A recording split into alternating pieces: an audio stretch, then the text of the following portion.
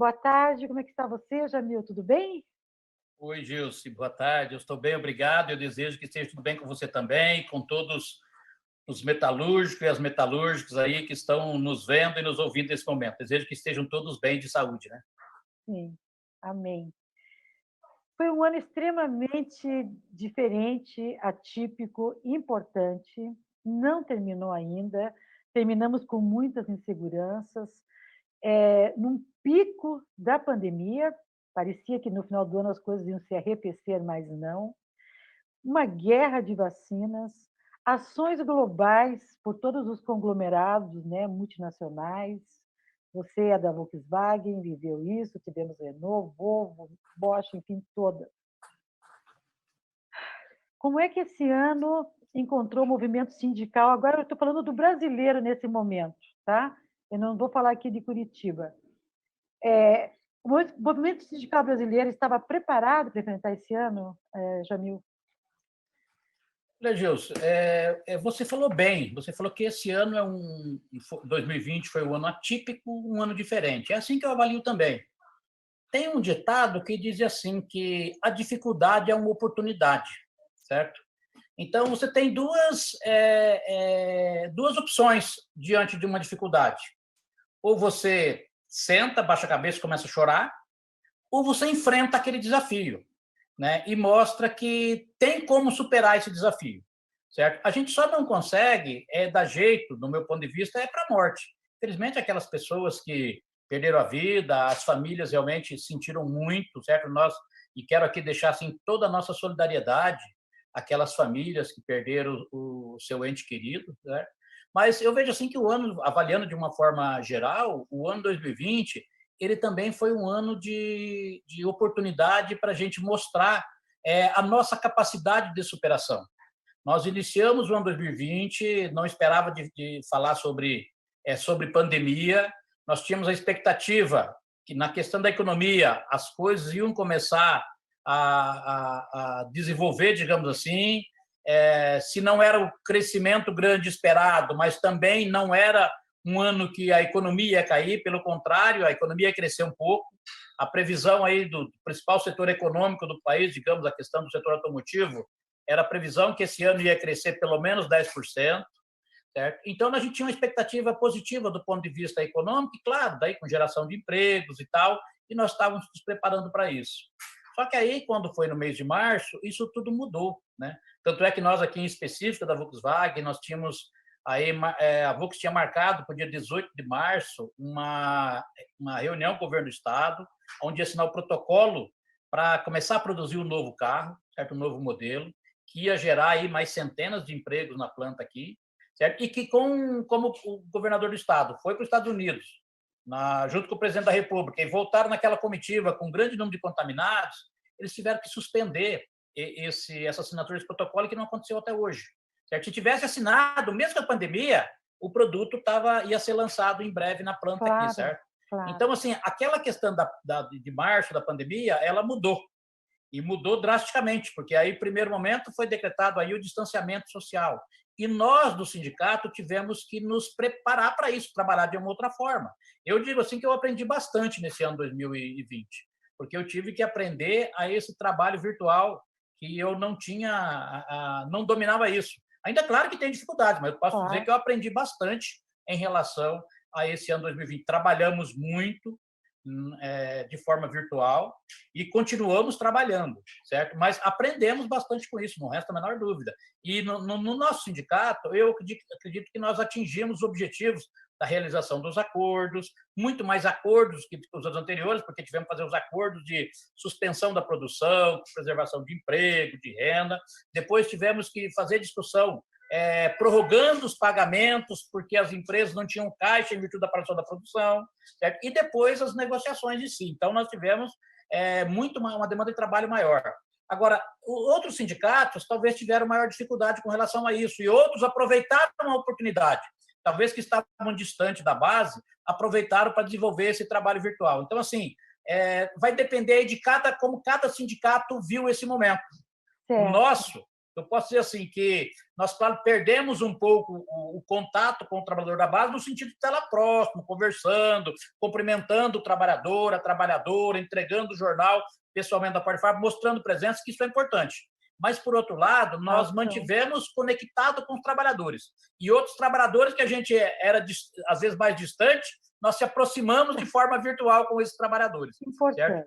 Então, não dá para dizer assim que foi um ano muito ruim. Não, nós tivemos um ano de preocupação com a pandemia, isso é uma realidade e é necessário que assim seja, na verdade, mas foi um ano que a gente aprendeu bastante e tivemos assim um bom contato com a nossa base, fizemos diversos acordos e esperamos colher os frutos disso também nos próximos anos aí.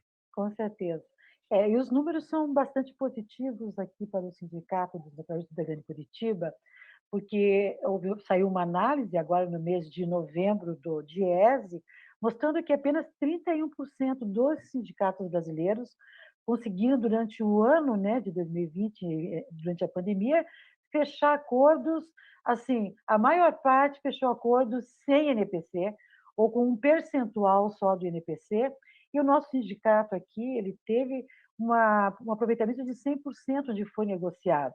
E também vamos lembrar aqui os trabalhadores e as trabalhadoras que naquele período lá de abril, maio, onde estava sendo negociado a 9,36, com redução de jornada e suspensão de contrato, também era mantido o salário líquido dos trabalhadores, que também foi uma forma, né, de evitar que tivessem tantas perdas. E a maioria dos acordos, foi o caso da Volkswagen, por exemplo, da própria Renault, a Volvo também, entre outras, para reduzir a questão de demissões, né? Foram feitas negociações bem importantes. Então, eu creio que isso foi assim foi decisivo na atividade do SMC nesse ano. E eu queria saber de uma outra coisa sua. Como você percebeu os trabalhadores esse ano, Jamil? Você acha que os trabalhadores também entenderam que estavam na crise, eles vieram junto com o sindicato, ou eles ignoraram e queriam acordos como antes? Qual foi o comportamento dos trabalhadores, na tua opinião, em 2020, em relação ao sindicato? Gilson, na minha opinião, os acordos de 2020, independentemente das assembleias serem virtuais ou presenciais, porque algumas ocasiões nós tivemos assembleias presenciais, como foi o caso da greve da Renault, uma greve que foi importante para mandar o recado à classe patronal que nós não íamos aceitar demissão em massa, certo? Que tinha que ser negociar, buscar alternativa, certo? Nós fizemos uma assembleia presencial também na Volks, desse acordo de 5 anos, para os próximos 5 anos, com preservação dos empregos, ou seja, garantia dos empregos dos trabalhadores, certo? Mas assim, o que eu acho importante, que independente das assembleias virtuais ou das assembleias presenciais, os trabalhadores acataram e aprovaram os encaminhamentos propostos pelo sindicato. E, assim, com aprovações superiores a 90%. Sim. Os grandes acordos que nós fizemos nas grandes empresas, como se fosse, quer seja Volvo, CDH, Bosch, WHB, Volks, Renault, os trabalhadores entenderam bem os encaminhamentos do sindicato, entenderam o momento que estavam passando. Então, nós não tivemos, assim, divergência com os trabalhadores nos encaminhamentos das propostas, certo? Então, eu vejo assim, que o sindicato saiu fortalecido nessa discussão, os trabalhadores mais amadurecidos, no sentido de ouvir o que o sindicato estava dizendo, certo? E acompanhar os encaminhamentos propostos pelo sindicato para a gente superar esse momento diferenciado que nós estamos passando. E 2021, Jamil, como é que ele começa? Qual é a tua perspectiva do que ele está terminando, né? Em toda essa conjuntura econômica? Nós vamos começar 2021 lutando por vacina para os nossos trabalhadores? Como é que vai ser isso, será? Então, Gilson, tem duas questões que, nesse momento, ainda há uma indefinição e que nos preocupa. Uma era a questão da eleição para a presidência, tanto da Câmara do Senado, porque isso nos influencia diretamente, porque é o presidente da Câmara que define qual é a pauta que vai ser votada, certo? E tem algumas pautas do governo federal que ela é de extrema preocupação, que é as privatizações, por exemplo, e aí vendendo empresas nacionais a preços baixos, né?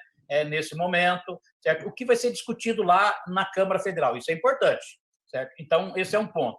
E o outro ponto é, como você está dizendo, essa questão da vacina, que no nosso entendimento é muito importante a vacina para a gente superar esse momento do Covid-19. Mesmo vacinando toda a população, eu não acredito que vai eliminar de uma hora para outra. Vai demorar um tempo até se extinguir essa questão do vírus, certo? E o problema é que o governo ele tinha um discurso até então contra as vacinas, um discurso negacionista, e agora, quando o governo de São Paulo anunciou que teria vacina em janeiro, ele muda o discurso, certo? Mas ele muda o discurso, mas não tem uma estrutura para essa mudança de discurso, ou seja, uma estrutura que dê sustentação a essa mudança de discurso, porque eles não se prepararam para a questão das vacinas, quer seja a questão logística, porque não é só a vacina em si. Uma das preocupações é a compra da vacina, mas para se aplicar a vacina, você tem que ter a seringa, tem que ter a agulha, tem que ter o algodão, ou seja, tem que ter o pessoal para fazer isso. Então, tem uma série de coisas, tem que ser preparado isso. E o governo não se preparou para isso, porque enquanto estava se estudando, pesquisando o desenvolvimento da vacina, era preciso trabalhar essas outras questões, que não são questões que se resolvem de um dia para o outro. Sim. Imagine você chegar para uma fábrica e dizer assim, olha, nós vamos precisar de 500 bilhões de agulhas para o período próximo.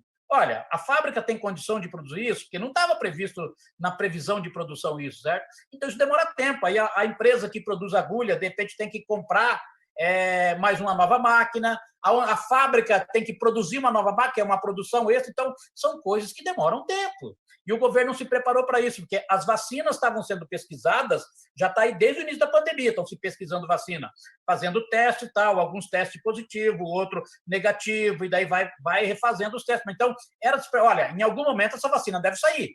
Quando sair a vacina, nós se preparamos como outros países fizeram. Claro. O problema é que aqui no Brasil não fez isso. Então, nós temos uma grande preocupação com isso, com relação à questão das vacinas, mas esperamos, e aí é o desejo nosso, que consigam realmente superar essas diferenças, porque o governo federal, embora não esteja preparado, os governos de estados parece que estão se mexendo, né, porque não são negacionistas, a maioria deles, pelo menos, estão se preparando para essa questão da vacina, embora isso seja uma obrigação do Ministério da Saúde, que é do governo federal. Mas nós temos aí a expectativa, a esperança que eles consigam chegar num acordo, e aí no primeiro trimestre do ano que vem, realmente já tem vacina para a população, mas é preciso também a própria população começar a pressionar isso, quer seja nas redes sociais, entrando em contato com as autoridades públicas, seja o deputado, seja o vereador, e cobrar isso, olha, precisamos da vacina, certo? Porque se a população se manifestar, as coisas acontecem. Agora, se a população não se manifestar, fica um pouco mais difícil, né? Com certeza. Jamil, eu desejo que você tenha um final de ano com a sua família de paz, né, de esperança, saúde, que é muito importante, né, para que vocês tenham força para começar 2021, porque com certeza a categoria vai precisar da nossa executiva unida e com um planejamento importante para enfrentar os desafios que estão aqui nos esperando daqui a pouco. Tenha um final... Pode falar. Assim, a gente termina o ano com o sentimento do dever cumprido, sabendo que não conseguimos resolver todas as demandas que nos apresentaram, mas que nos empenhamos ao máximo, em momento nenhum nos furtamos dessa responsabilidade. Então, é isso que nós temos a consciência tranquila, que fizemos ao máximo para fazer um bom trabalho. É isso que a gente percebe na base. Obrigada, Jamil. Eu te agradeço também, desejo para você também um ano de muito sucesso. Você está fazendo um excelente trabalho nesse ano 2020 Obrigada. Com esse seu programa, certo? Que está sendo muito importante para a base ter as informações e tem aqui pautados temas importantes, temas nacionais, temas de interesse da comunidade. E espero que 2021 o seu programa tenha muito mais sucesso. Muito obrigada, obrigada. Nossa, que bacana, bem emocionante. E saúde e paz. Amém, amém. Bacana, para você também. Se cuide. Obrigada, obrigada. Valeu, Gilce.